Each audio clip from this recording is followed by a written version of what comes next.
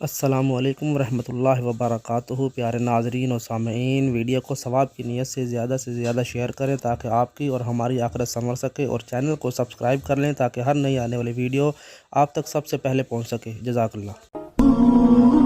بیٹا زنا کرتا رہے او جی چھوڑ چھارے، بیٹا زنا کرے او جی چھوڑ چھارے، کردی رہ جانے، شادی کر کے زنا نہیں چھوڑتے، اور بچی پر شک پڑ جائے تو ذبح کر دیتے ہیں۔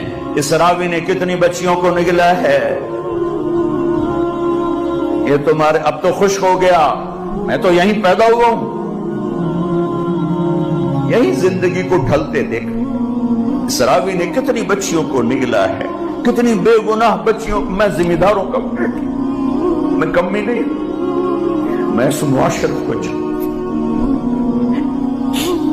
بوڑھے ہو کر بھی زنا نہیں چھوڑتے، بوڑھے ہو کر زنا نہیں چھوڑتے، اور ان کی غیرت پہ کوئی آنچ نہیں آتی۔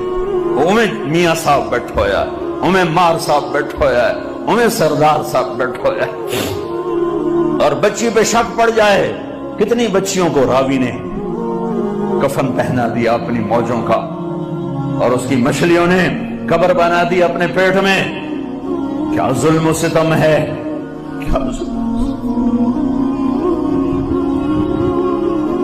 شک بھی پڑے تو گلے دبا دیے، ذبح کرتی۔ میں یہی کی سنا رہا ہوں، میں کوئی باروں آیا؟ مرد زنا کرتے رہیں، اس بازار حسن کو کس نے گرمایا؟ ان ذمہ داروں نے۔ میں تو جب سے اس بازار حسن کے گشت شروع کی ہے میرا کلیجہ پھٹ گیا ہے۔ مجھے تو یہ عورتیں مظلوم نظر آتی ہیں۔ کون سی عورت ہے جسم بیچنے کے لیے خوشی سے تیار ہو؟ کون سی لڑکی ہے جوانی کا کو بیچنے کے لیے؟ کون بچی ہے جو گھنگرو باندھے گی خوشی کے ساتھ؟ انہیں سرداروں نے گھنگرو بندھوائے، انہیں نوابوں نے نچایا، ان کے جسموں سے وہ کھیلے۔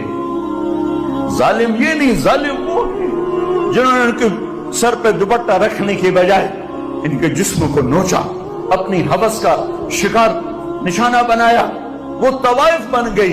اے اوے میاں صاحب رہا، میں یہیں پیدا ہوا ہوں، ذمہ داروں کے گھر میں پیدا ہوا ہوں، میں یہ سب کچھ دیکھا ہوا ہے۔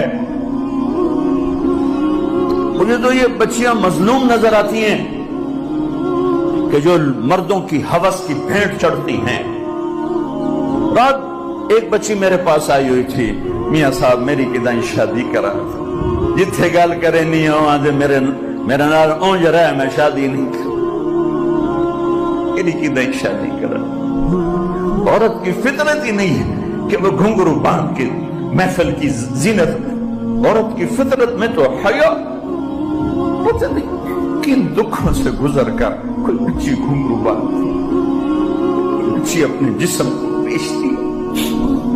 وہ ہیں سولی پہ لٹکائے جانے کے قابل جو ان کے جسموں کو کی قیمت لگاتے ہیں، ان کو عزت کی چادر نہیں پہناتے، اپنی ہوس کی بھینٹ چڑھاتے ہیں۔